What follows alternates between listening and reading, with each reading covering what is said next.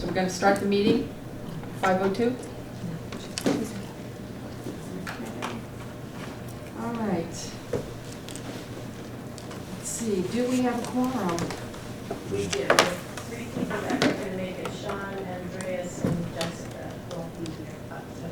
They're not going to be here. They will not be here. Okay. But we have a quorum. All right, so we have a quorum.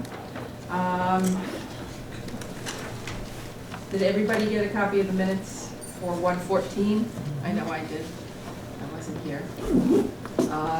Has everybody read them? Do I have a motion to approve those minutes? Thank you, Laura. And is there a second? Thank you very much. All right, then we will move on to number 3, items for review, possible action. First one up is pre-cal, EC. Sure. Do you mind going to the slides? Here for you, John. Hi, good evening, everybody. For those of you that I haven't met before, my name's John Donahue. I'm the STEM department head over at Stratford High School and I'm working with Worcester Middle School. So Frank and myself worked on the pre-calc, the discrete math, and then we're here to just discuss the forensics ECE curriculum as well. So first one up, pre-calculus ECE. So rather than pulling up the whole 30-page document, Frank and I just kind of condensed just to highlight some of the major adjustments, changes, things we're looking to discuss. And they've all received copies of it. I believe so, yeah, went out from them. Yep. So with our pre-calc ECE, an early college experience course, it's aligned to Southern Connecticut's MAP 122 course of the same name. It would replace our pre-calc honors. The scope and sequence of this course is very similar to what we currently have. It would be a full-year math course, and obviously students that choose to engage with the ECE component would have the opportunity to earn 4 college credits of math through Southern. It's an open source math textbook, so there's the link right there, and you can download it as a PDF document. You can move on to this. And we'll make this available to everybody. Sure, yeah. What would be the best way to share this? Because we have it so that it's anybody can access it. We'll just push it out through you. Yeah, we'd attach it to the meeting minutes. Perfect, perfect. In terms of what the units of study would be, so Unit 1 would be on functions and their graphs. Unit 2, polynomial and rational functions. Unit 3, exponential and log functions. Unit 4, trig functions. And Unit 5, analytic geometry, which would be an extension, and we're looking at the properties of trig functions. This is the scope and sequence from Southern, and in terms of how it aligns with what we're currently doing, So our Unit 1 right now, when the school year starts, is a lot of review with different types of equations, things that students just need to be reminded of coming back from summer. Our Unit 2 currently is the same as the Unit 1 that's being proposed. Unit 2 here is the same as our Unit 4 and 5, which we're currently covering. Unit 3 up here is Unit 6 and what we're currently doing. Unit 4 is our Unit 7 currently, and Unit 5 is our Unit 8. So really this condenses as appropriate with a college level course, makes assumptions that students are already coming in with some strong foundational skills, and really pushing them to get that challenging component that we would expect from a college level course. If you have any questions. Does anybody have any questions on this? Okay. This is for, to go ahead for the next semester? This would be for next year, for next school year. September? Yep. Correct. Okay, Yep. and it just kind of modifies what's already existing Correct. to meet the Southern Connecticut. Correct. Okay. Yep. And nobody has any questions as to whether or not our students are going to be able to do this? I have a question. Just- You said the textbooks are on open source. Like now, will we be purchasing those textbooks through open source, or will the students have to be purchasing the textbooks? So what we can do is it's accessible to anybody, so we could just probably print them out and we go Okay. through the copy center if we needed to do that, or I'm sure we can download the PDF, put it on Google Classroom, and students could access through there. Okay, one thing that, John and I worked together on these EC courses for math over the summer, and I'll tell you, the textbook cost right now, especially in STEM courses, is a significant expense when you want to keep up with the latest editions, latest versions. And thankfully, a lot of local universities, Southern and UConn, have both moved towards adopting digital and open source textbooks for the benefit of their students. And so we purposefully chose courses that we could align to that they themselves at the university adopt these open source web-based textbooks. So when a new version comes out, it's updated online. That's great. As opposed to us saying, here's another $200 per student to purchase these latest editions. Because when you renew your syllabus year to year at UConn or at Southern as an adjunct instructor working at the schools, you have to say, we're using this edition. But with the digital open source textbooks, we get around that, we save the district money, and we put college level materials in our students' hands for no cost. That's great. Okay, good. Thank you very much. Appreciate that. Just a note, so just for those of you not familiar with, our students never have to purchase textbooks, even if we're offering a UConn or a Southern or a college level ECE course, that's always at the cost of the district. But being an Alliance district right now with UConn, I know, and I'm assuming with Southern, our students don't even have to pay the additional cost to take the ECE credits. Like typically you have to pay for your ECE courses a certain amount of money. Right now it's waived for for Stratford students who are taking those courses. Okay, all right.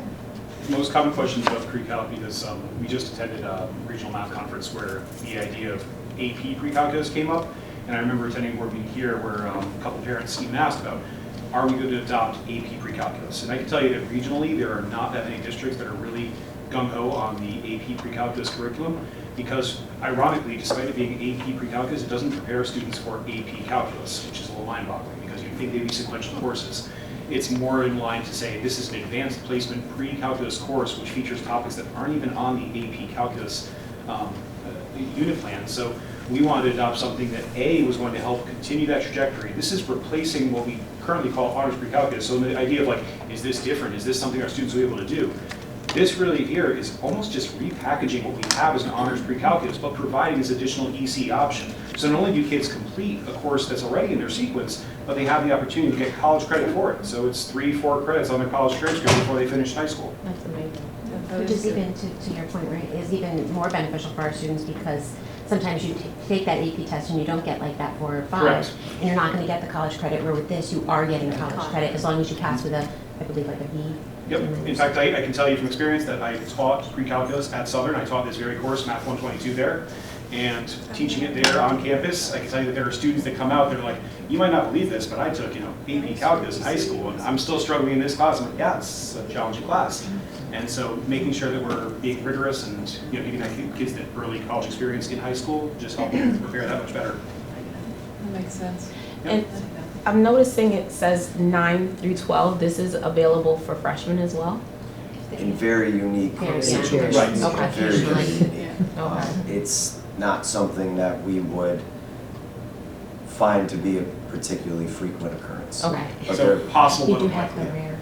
Would they be tested if they wanted to get into this? How would they approach wanting to get into this? If So they- that would come through myself and Frank, that we would, typically the lines of communication, it goes from middle school, teachers, counselors to guidance department at our respective schools. They would approach us and say, this is what is being asked, can you kind of make a judgment call? And we would offer some sort of evaluation to make a determination if it's appropriate or if it would be a very difficult situation to put the student in. So there's a procedure to Correct. say, I was interested in taking that class. It's not an elective-based class where somebody goes, I'd like to try this as a freshman. No, You there's a don't wanna sequence of try. courses that students must complete in order to get into this course. Okay. Prerequisites would be completion of Algebra 1, Geometry, and Algebra 2, or an equivalence, which we would administer through a series of exams or evaluations to make sure the student has that content mastery Right. first. Okay, great. Any other questions or concerns? Okay, then I'm going to look for a motion to send this forward to the full board for, yes, oh, I thought I saw a hand, sorry, with a favorable recommendation, and I'll need a roll call vote on this one. Okay, Laurel, Lester, yes? Yes. Yes. Yes. Yes. Yes. Tori? Yes. Yes. I say yes. So unanimously, we'll send it to the board. Deb? Yeah, yes. Who made the motions Laurel, and who seconded? Lisa? No, No, you just took a roll call vote. You didn't have a I'm sorry. motion. No, you did, second the motion. Okay. Okay. Okay. And I think you're still up, right? But you're. One down, 2 to go. You're- But wait, there's more. Can't get rid of us that quick. That's right. So hi, I'm Frank Peters. They like to call me the John Donahue of Middle High School. I'm the STEM department head at Middle High School and Ford Middle School. And so I work predominantly on the discrete math course, which is a UConn ECE course. And this is something that serves two purposes. One, it replaces a course which needed a lot of updating that we offered called Visualizing Mathematics, which course was developed probably over a decade ago. And so some of the materials we're looking at, we're like, this could use some revamping, and we can make it something that's a better senior elective, that's a little bit more modern, and we could also make it an ECE course at the same time. The purpose of this course is also something to provide an ECE opportunity for students that are not on that traditional statistics calculus path. Because there's some misconception that students have to race to calculus and race to AP statistics, or they're just not good enough. And you'll never be able to do college level math. Well, I can tell you that my sister is a psychology major, and she never had to take calculus. She managed to take a lot of the liberal arts math classes. She took statistics and she took courses like this, like a math and society for her degree. And there are a lot of students that do not need calculus, do not need statistics. In fact, in the program of studies, we recommend this for students in place of one of those two courses if they are so inclined. The only prerequisite for this course is actually Algebra 2. Now this corresponds to a course by the same name called Discrete Math at the University of Connecticut. It is a 3-credit college math class. And it also has an open source math textbook. We go to the couple things about the open source resources. It's written by David Lipman, who himself is a college math professor. There are docx and PDF files for each chapter. There are additionally YouTube playlists for each chapter to explain how the problems are broken down through their website. And the open source resource MyOpenMath is something that teachers can use for additional practice problems, videos, and other supports for their students. We can't currently assign them to students because it is a free open source resource. It doesn't currently adhere to the Connecticut privacy laws for students. So one of the only limitations that we can't assign those practice problems to students, but you can use them for class purposes. And the book itself uses a lot of practice problems that you can print right from the website. Next slide. So UConn designs it as a semester class. This is not a full year option. This is another course that is often going to be given for just either the fall semester or the spring semester.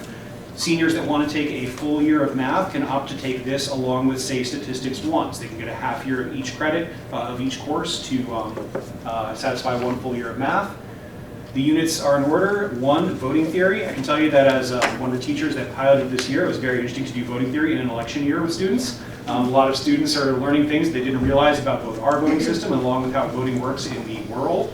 And that's really the purpose of this course, is to open their eyes to a lot of mathematical ideas that occur in society that they may not be aware of. In the second unit, we talk about apportionment. We talk about history and how historically representatives were assigned to states within our country, how things are divided up financially, and how taxation may work. How things are divided up is what apportionment's all about. Which leads us directly into a finance unit, which I'll tell you the seniors are always eager to get into, because if one thing catches their attention, it's money, and how they can have more money, and how they can avoid having no money. And so the topic of finance is something that's a lot of fun to get into with them. And then we get into probability, which is a short way to say we don't want you guys to go to Foxwoods with all that money you just made. But we get into the applications of probability and how it functions in society, how chance factors into things, and how risk can be calculated in many applications. And finally, we end with graph theory, which isn't the traditional graphing that you'd experience in your let's plot these coordinates, x comma y, but in how networks are built, and how point A connects to point B, connects to point C, and how we have networks between people and between groups, which really is the foundation of how social media functions within our society, building networks that are not a function of distance so much as they are of connectivity. And that's the course. Oh, very interesting course. Yeah. And that's offered only to the 12th graders? Yes, that is an only senior year elective, and it does represent a choice, because we did not want to turn it into a course that was another oh, I have to take every AP or ECE course there is. This is designed for seniors that are choosing not to take statistics or calculus, because much like at UConn, if students need calculus, they should take calculus. If students need AP statistics, they should take AP statistics. This should not be something they try to force in their schedule to get another AP math class. Because much like at UConn, if they were a STEM major at UConn, they would not take this course. They would take Calc or Stats. But there are a number of students that would take this course. They're like, wow, I didn't realize I could do college level mathematics, because that's what this is. Okay, good. Any questions? Nobody has any questions? Okay. All right, and again, I'm going to need a motion to send this to the full board with a favorable recommendation. Jessica is making the motion, I need a second. Corral's going to take the second, and then we'll take a roll call vote. Jessica, do you want to start? Yes. Yes. Yes. Yes. Yes. Yes. Yes. Unanimous vote? All right, 2 down. Very interesting course, I like that. This is John Donahue, he's like the Frank Peters of Stratford High School. Okay, this is your last one? Correct. Yep. Forensic? Forensics. So we currently have a semester-long forensics course, and we're hoping to still continue to offer that. The current units of study laid out for you: history of forensics and the fields and careers in forensics, the crime scene analysis of trace evidence, toxicology, DNA evidence, and anthropology. We are hoping to be able to offer a new year-long forensics ECE course, which we will plan to offer in conjunction with Southern, and the units of study, just how it compares to what we're currently doing, are laid out over the next couple slides. So you see there's a lot of overlap, but again, the difference being that this would be a year-long course geared towards students who have a definite interest in pursuing this long-term potentially, where the forensics that we currently offer in the half-year is more a quick exposure to it, not quite as in-depth, not quite marketed toward students that don't have any real interest in going into any sort of field related to this. So first 4 units: physical evidence, trace evidence, crime scene processing and blood testing, and then DNA and the future of forensic science. That outlines the first 4.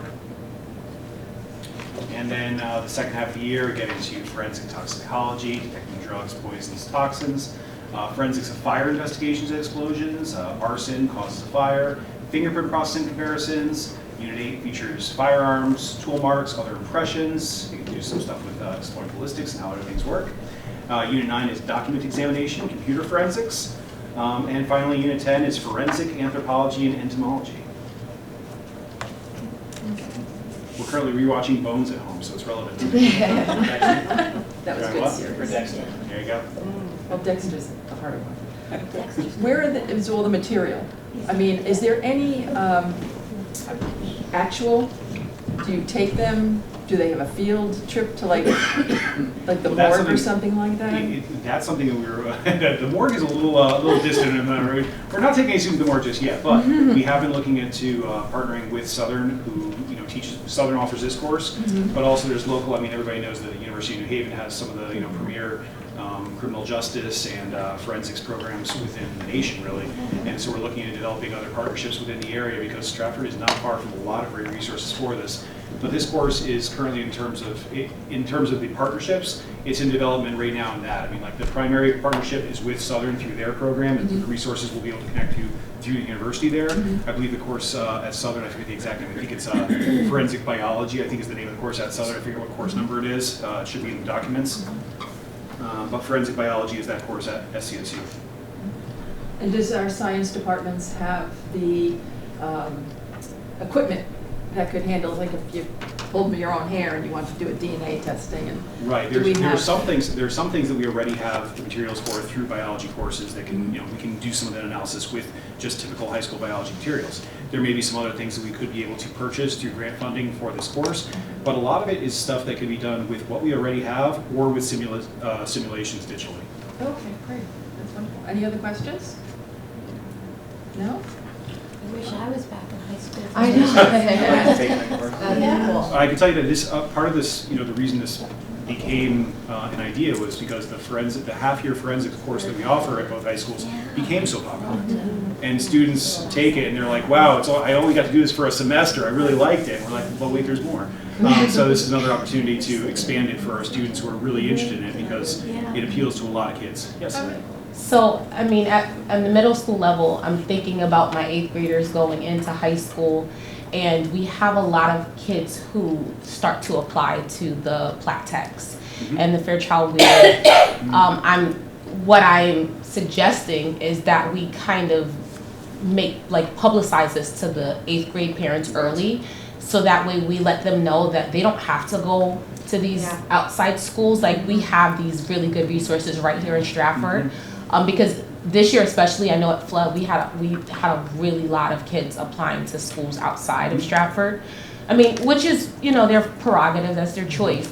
But I mean, I think if they knew completely like what we have here, it might open some interest to stay. You know, and as So- somebody's been, you know, I've attended the middle school open house, and I know John's attended the middle school open house for years now. It's these are the types of things that when you share them with parents, they're always like, wow, I didn't know.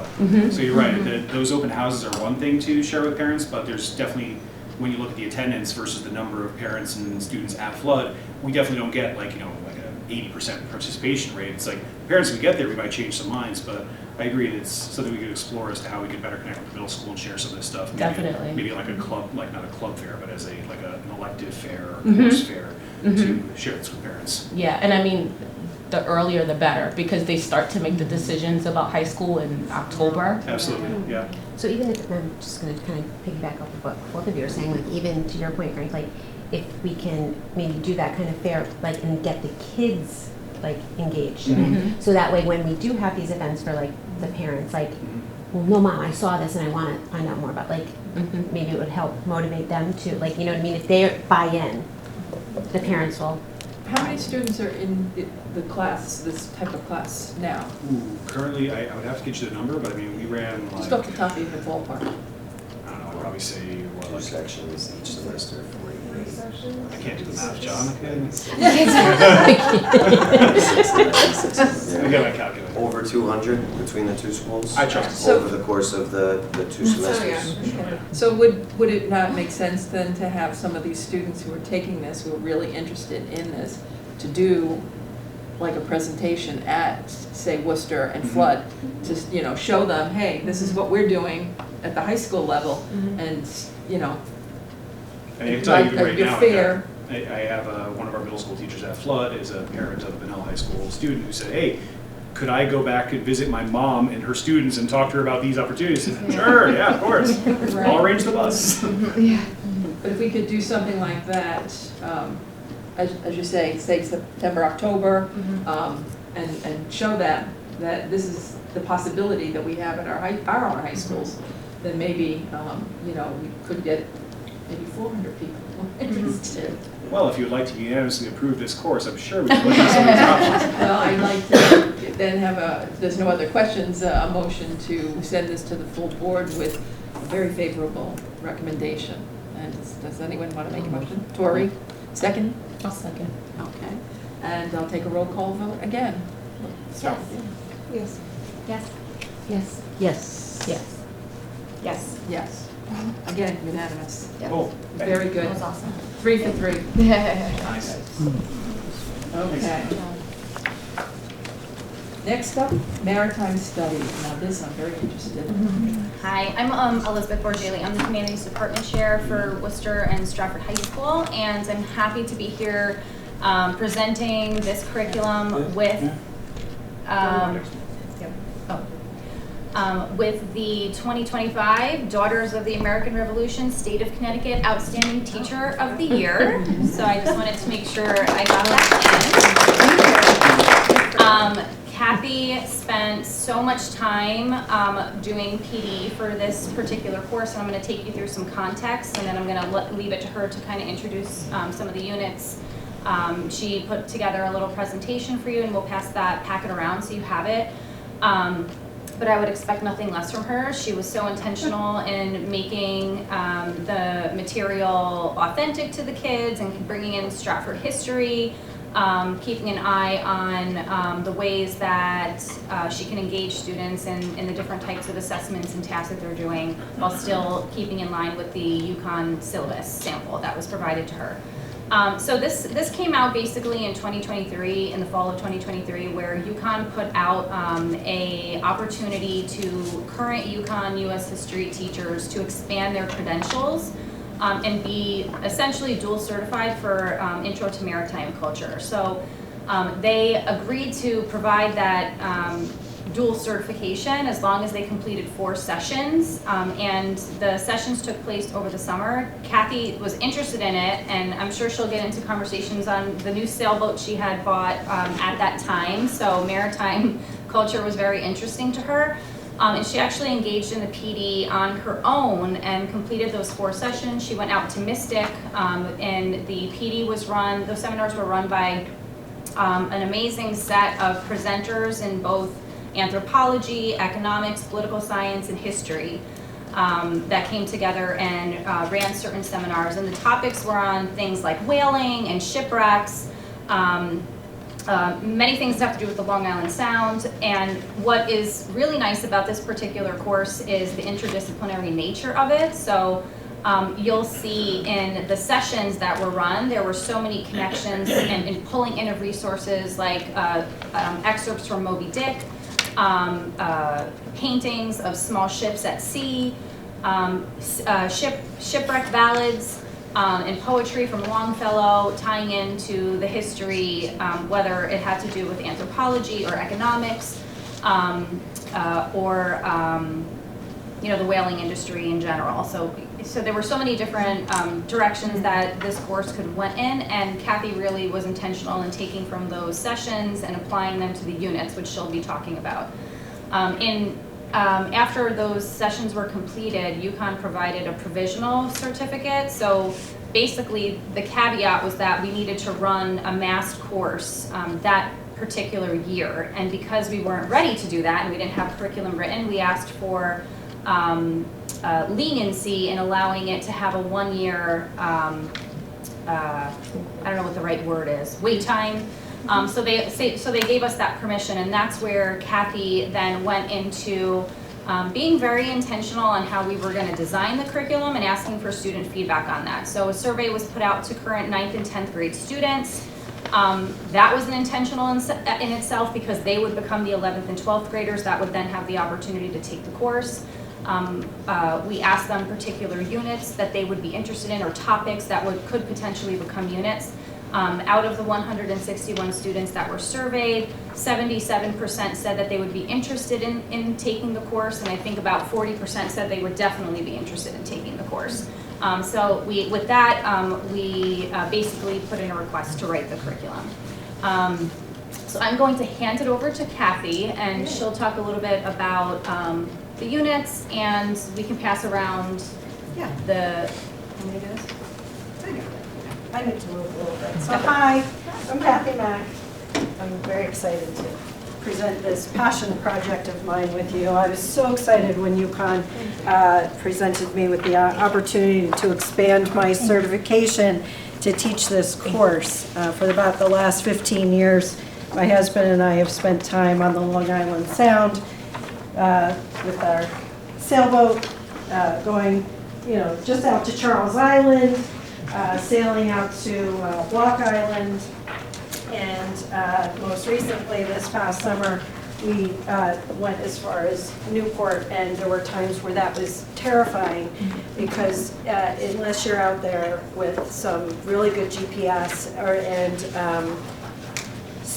radar, I was very grateful for having the radar out there in the fog where the giant fishing ships were going by, and we don't have a horn. Well, we have an air horn on our sailboat, but we have a bell too, so we were ringing the bell. And so it's just kind of to give some context of that. This is Stratford by, on the edge of the sea, by the sea. One of the books that I found was Stratford in the Sea too. And so as I took the workshops that were offered, they were actually this time last year, January, February, March. These professors and experts in the field, they offered these workshops. I'm like, all right, this is stuff that I love. Let's find out more about this. And Dr. McKinsey, he is my department head for the ECE U.S. history. So I've listened to him talk about popular culture and Gilded Age politics and all kinds of things, and like colonialism. And he's really into the history of cod fishing in Newfoundland too. So sometimes that works its way into our U.S. history workshops. We're always like, somehow he makes that fascinating. And I'm just like, this is something I didn't think I'd be really, really into. But it was really interesting to see just the, the economics, the anthropology, the archaeology of even shipwrecks. I mean, I didn't really know that the Long Island Sound was nicknamed the Devil's Belt, and that, I found this other book on, 176 wrecks that are out there, and I'm like, that's right off our coastline, and there's so much interesting nautical and maritime history that's right here. And I'm not originally from Connecticut. I grew up in like the wooded hills of northern New Jersey, so just being on the water for me it's like, awesome. I'm looking forward to nice beach days ahead. But, there's so much in and around the water. There's fishing boats that go out every morning from Milford. They're either oystering or clamming, or Stonington. They're going out and they're getting the scallops, and there's so many interesting pieces. Stratford, kind of situated between New Haven and Bridgeport and the fishing communities and the geography, and there's just so much there. I think, I probably have enough for a year-long course, but, that was a decision, too, of making a half-year course so that, junior and senior year with so many different half-year electives that would partner nicely with them. But there were so many pieces as they started to talk about, looking at, books like Moby Dick and, which is a giant text, but, looking at other texts that have more approachable young readers edition and other things of In the Heart of the Sea, which is a nice counterpart to that of, looking at more of the, the historical tellings of things versus the fictional pieces as well. So, and I was able through the dual enrollment grant to get a lot of these textbooks. So they're on a giant cart in my classroom that the kids are like, ooh, what's that over there?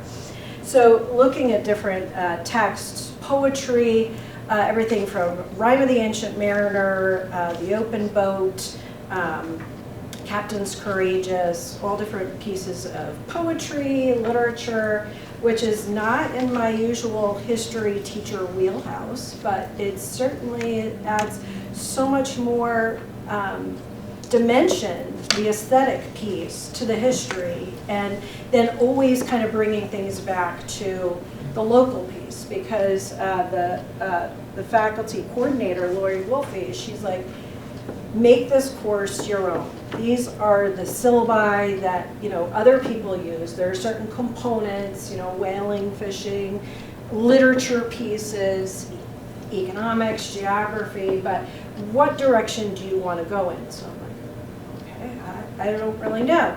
So what I did was I went right to the Milford Library, because that's what historians do, is we go to our nearest library and they start digging in, and that's where I found the Stratford in this Sea book, and I found out that this Lewis Knapp, he was I guess president of the Historical Society for a time.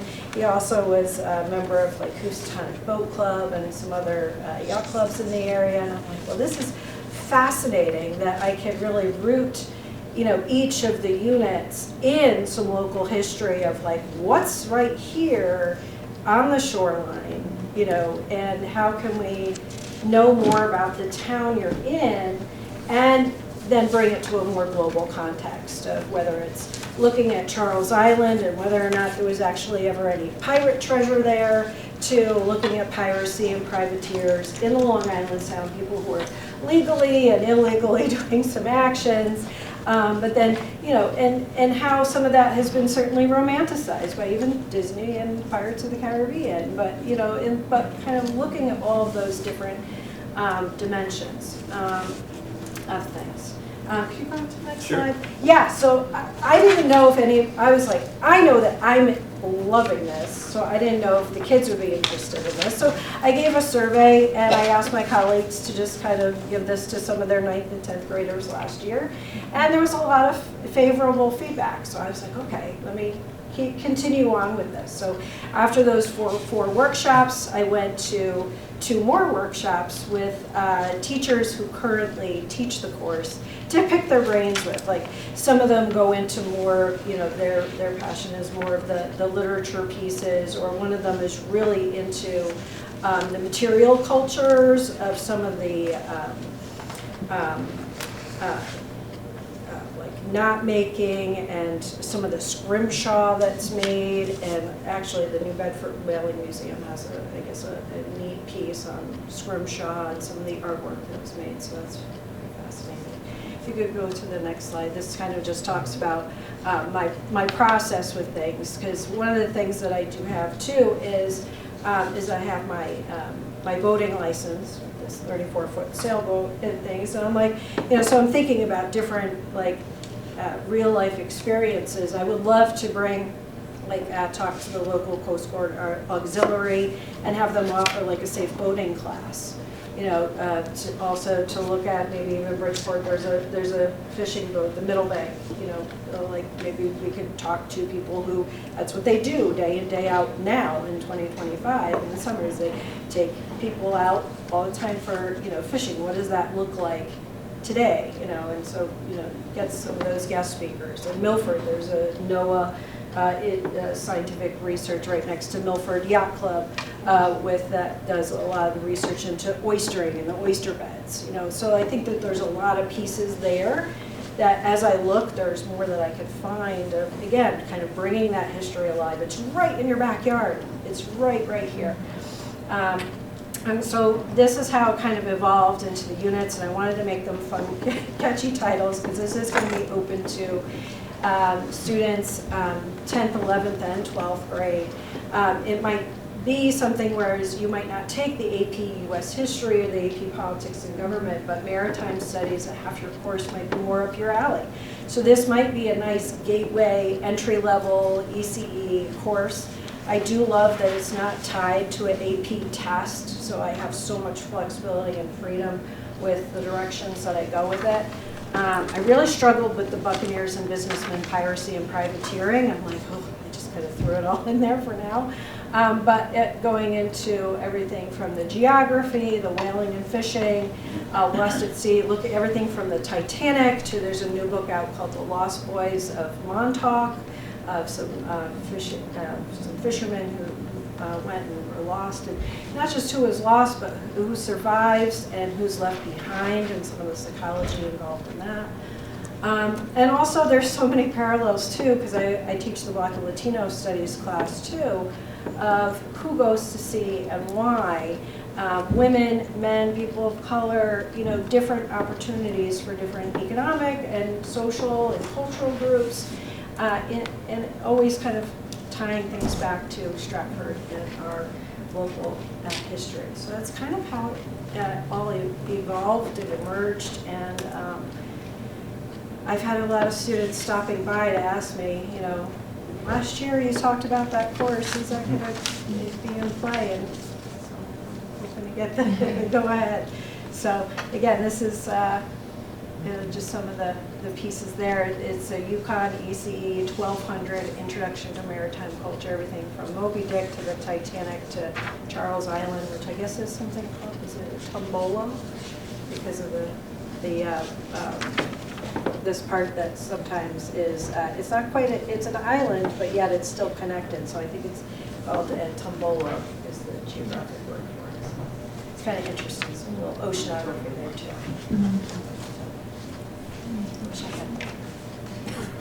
So, oh, is that I didn't open it. Oh, fabulous. I'm so dry. So I could talk all day about this. I've currently- been going into the different classes and kind of as a little PR campaign. That's awesome. Sign up for it. What questions do you have for me? Any questions? I just had a comment. I'm glad to see this course being offered in Stratford finally, because we have this natural resource being on Long Island Sound, and when we take our students down there, they absolutely love it. So I'm glad you did it. Your syllabus just mentioned Stratford High. I'm assuming it'll be offered at both high schools.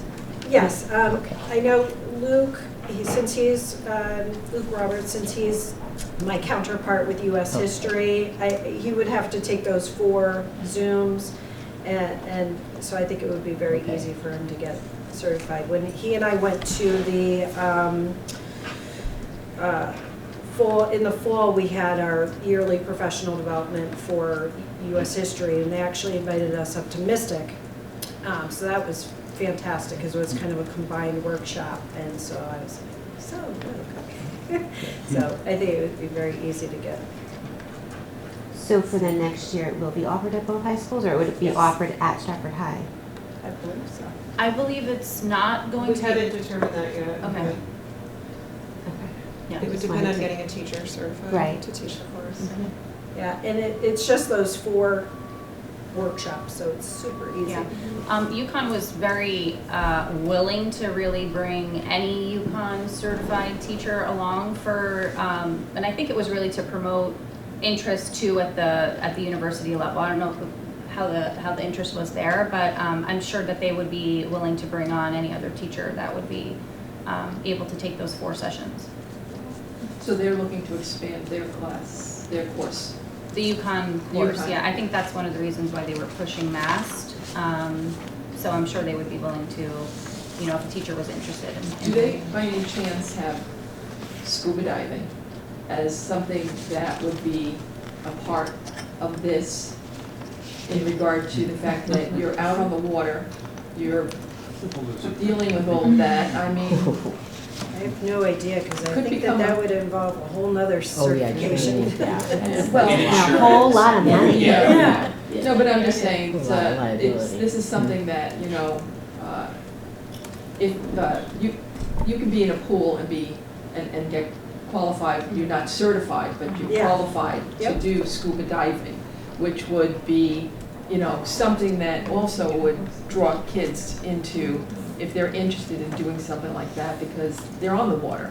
They're either gonna have to be swimmers, they're on boats, you know, So I'd like to start with that, like safe boating Yeah. class, because anybody who uses like a jet ski or something like Right, that would so really it's- need that, this anything with a is motor. something you can expand out to. Yeah, You know, and we do have, we've done the marshes, we have our shoreline. I know they've been working on doing some kind of reef out to protect the and even shore. the Audubon Society Yeah. in Milford Point. Yeah, so, I mean, there's a lot of potential in this kind of a course, especially for this area. Very, very interesting, and again, Laurel says, I wish I was going to school during these time periods.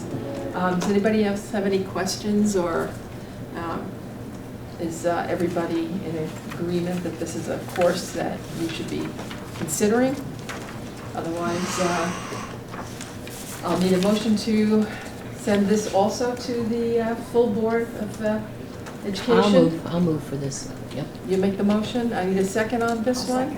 Jessica is gonna second it, I need a roll call vote. Jessica? Yes. Yes. Yes. Yes. Yes. Yes. Yes. All right, another unanimous, this is a good night. Thank you. Thank you very much. This is very, very good. This was a lot of fun to write. Oh, it's This is a very exciting. interesting course. I'm excited for it, so. Yeah. I can talk about it all day. Once we get it up and running, come see it. Very good, thank you very much, we appreciate all the hard work you put in. I know, I have all myself, I was manifesting. I was You know.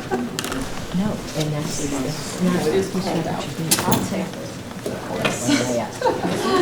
Like, who does a syphilis in this course? Who's this? I know, right, I know.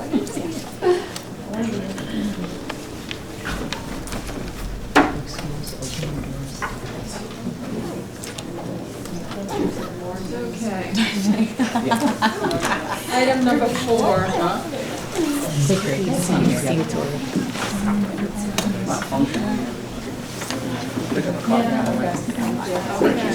Seven thirty. That's great. Thank you so much for coming. Thank you so much. thank you, appreciate it. Thank you. Thank you so much. Good night, thanks. Thanks. Jackie. Thanks. All right, the next few items are for information only. Just, Diana and I wanted to update you on a few things, these are things that we've been talking about for a while. So the curriculum handbook is sort of hopefully coming to its final stages, but I did want to share it. The new wrinkle, it would have been complete, but the new wrinkle was when we hired Dr. Eckler, Dr. Michelle Eckler. She's our new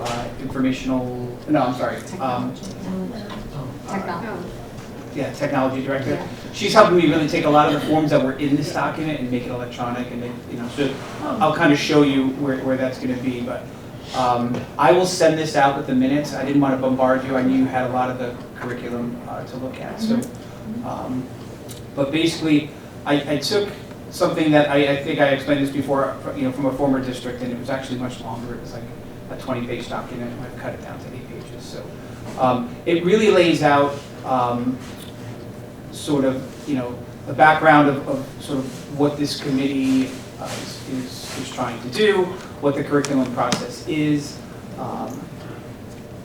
what's the role of the department heads in the curriculum development as well as the teachers in terms of what can cause a new class to, sort of like what we heard today. What brings about new courses or revisions in courses. It could be a variety of different things based on student interest or state mandates. So, and then, I don't know why the spacing is all different right now, but I'll fix that up. It talks about the committees of who's going to write, which are the teachers themselves, and what they'll be expected to do. And then you can see some, I started putting in some of the forms here. For instance, let's see if I can get access on this.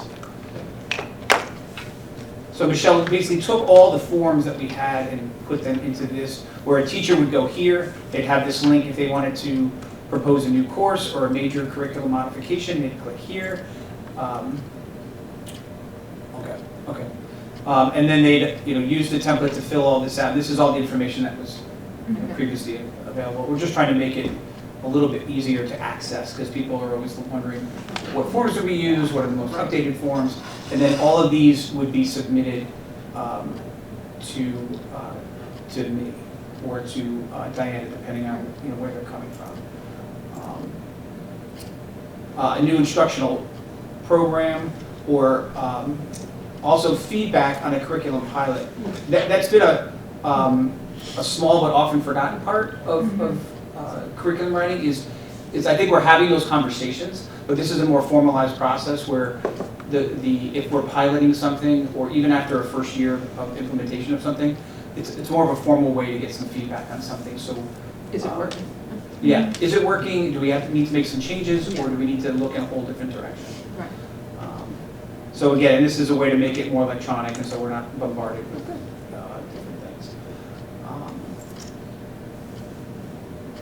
And really, this just lays out a little bit of what's in those documents as to what are the different aspects of the unit development and what's supposed to be included. Of course, incorporating all the different features that we have. Another, and then this is probably the most important one. I should probably think of where I put this in the order of things, because this is really the review and approval process. So again, this is talking about coming here and asking for permission to write something, getting that approval, and then going back and writing it, and then bringing it back to the board, implementing year one, and then the other steps are really reflecting. Another piece that I thought was important to include here, especially for the teachers, is the importance of providing professional development that goes along with any new course. Now you've heard some of that here. Some of the new courses require certifications and that sort of thing, and making sure that we're providing that for our teachers. And then after the 1-year cycle, looking at the revision,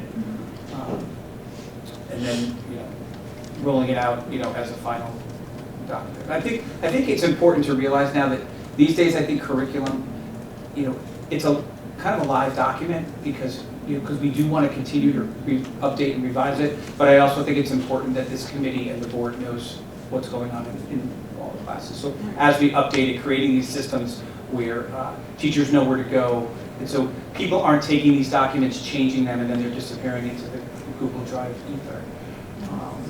Also, it's just consistency across the district of the same forms. Because right now we have curriculum on all different templates. This is really going to streamline everything. Staff can find it all in one area, in one handbook.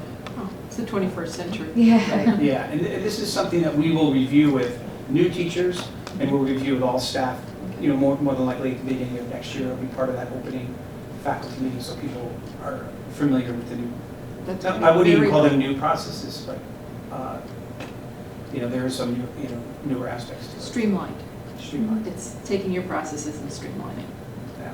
That's excellent. So that's our hope, and again, by next month, I think, Michelle, she's been bombarded because she's new and she's doing she's made a great impact so far since she's been in the district, but once we finalize all those forms, it should be ready to go. And, like I said, I'll share this in the notes, it'll remain draft, with the watermark on it until probably next month, and we can make an official, hopefully, adoption of it. Sure. And then the other is, just to provide an update, here's this wonderful document, right, that you guys are trying to prepare. The good part is, now here's, again, this is the revision cycles of elementary. There's a tab for middle school and a tab for high school. The one we really have been focused on for the past month is this one, for the past few months.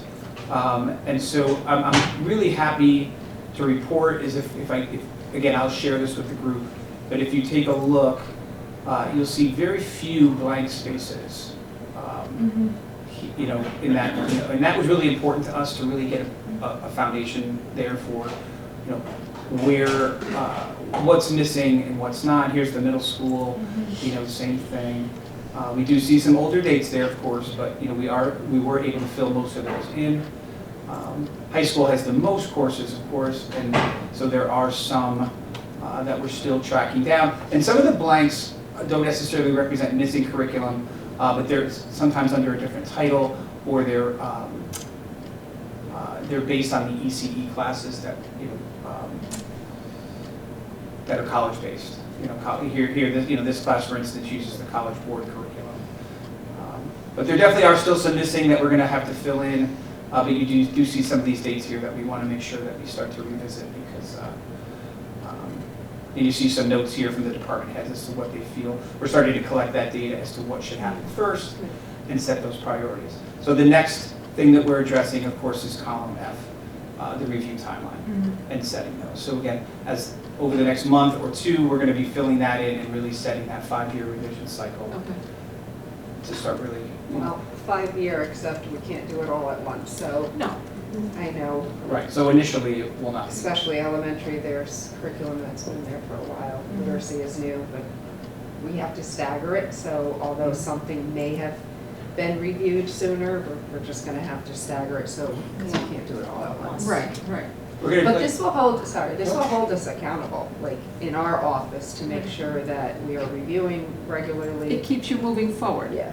And that's what you really want to Updating do, when is you don't needed. want to stay with this without, Right, and we're going to just- use the recommendations from the department heads and from the teachers as to the areas and see what we can afford to do. The board graciously has put forth a budget which allows us to really make an impact here, I think, with the curriculum writing moving forward over the next year or so. So we're really grateful for that, and I really think we can make some progress.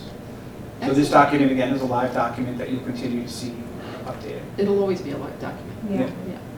Okay, very good. It's a lot of work. And then I'll turn it over to Dr. Bueller. Yeah, I have just a couple items that's elementary focused that I just wanted to update and just make you aware of. I'm not sure if everyone is aware. So our preschool is working for the first time on an MTSS document or process. They never had one. As a matter of fact, they presented to the state and it was very well received. We may be the first one in the state that we're aware of. That could be a lie, maybe not, but they made it sound like it was the first one to come up with something. Some of the areas that Sue Schmidt is working on with her team and staff is developing protocols when students require extra support in any of the academic areas, and for the first time having more interventions. We get a lot of students coming into kindergarten identified, and I think this will streamline to make sure there's a process in place, because a lot of times we're going to PPT and they're exiting. So this will help reduce some of that. Also putting some protocols in place for a handbook for classroom management. Again, same MTSS process, which is multi-tiered support system. You use the acronyms, make sure you're all aware. But similar to what we have in for K to 12, we're bringing it down to preschool. Okay. So she's working on that. I thought it was important that everyone is aware, and I don't know if everyone knows, but she officially with the state changed the name. It's no longer tied to Stratford Academy. It's Vicki Soto. The other thing I just wanted to review, we've been working with Hill for Literacy. I know I've talked about it a couple times. You can actually click the continuum for literacy because it has to do with it. This is helping us to really streamline our small groups, and working with Hill for Literacy is helping us to figure out individual students' needs, where they fall, what pre-skills are not being taught or haven't, like that, have not been mastered. They're all being taught, it's a matter of when they're learning it. But this really helps the teachers focus on, they refer to it as a staircase, and you really need to master all of these to be a successful reader and writer. And our Hill for Literacy data teams are really focusing on this continuum and helping us to identify students what step they're at, and then grouping them with particular similar needs of students, and then really giving us focused, specific work to provide to those students to help fill those gaps. So hopefully we'll see some improved reading and writing skills. We are also, the other last item on here is in draft form, kind of trying to mimic it for numeracy, for math. It's a lot trickier. It's not as easy because it's not as systematic. You don't necessarily need maybe the third step in math, to master another. It's so random math, like geometry and stuff. So once we have it, I'll share it with you and you'll be able to compare it to the literacy one. But teachers have been asking for something similar in math because I think it's going to help them focus their small groups in math. It's so large, math, and when you're struggling in a particular area, the teachers need a lot of resources for how to drill down. And it's Tamina's here, and she's been helping us work on it. I don't know if you want to add anything to that. Sure, I think just like the literacy continuum, the goal for the math continuum is so that we can take the instructional focus areas in math and be able to help teachers align them to their classroom instruction and focus on the needs of the students. And the goal of this is to then be able to, by grade level, focus on the domains, which in math are related standards bundled in a domain, and help teachers identify which skills they need to really drill down to in the classroom through their instructional strategies, through assessments, and hopefully we'll have this draft that teachers can kind of refer to just like they are in literacy. Yeah, they're really enjoying the Hill for Literacy learning. It's a lot, but they're enjoying the new learning that goes with this. So we have like 3rd through 6th really questioning, am I really doing decoding skills? And we're like, yes, if they didn't get that, they need to master that in order to move up. So it's really been eye-opening, especially for our upper grade teachers who teach literacy. Good. And helpful. So hopefully we can mimic similar. It won't be exactly mimicked on the math side. So just to keep you updated on what we're working on. Anybody have any questions? No? No? It's a lot of work. Yes, yeah, Busy. Yeah. Going in the right Say the direction. least. Thank you very much. I appreciate all of this. This is probably what we need. Okay, we don't have any old business, and there are no tabled items. So the last is the motion to adjourn. Is there a motion? So moved. Thank you, Lisa. I'll second. Second. Thank you, Tori. All those in favor say aye. Unless you want to stay here. No. Thank you, guys. Thank you.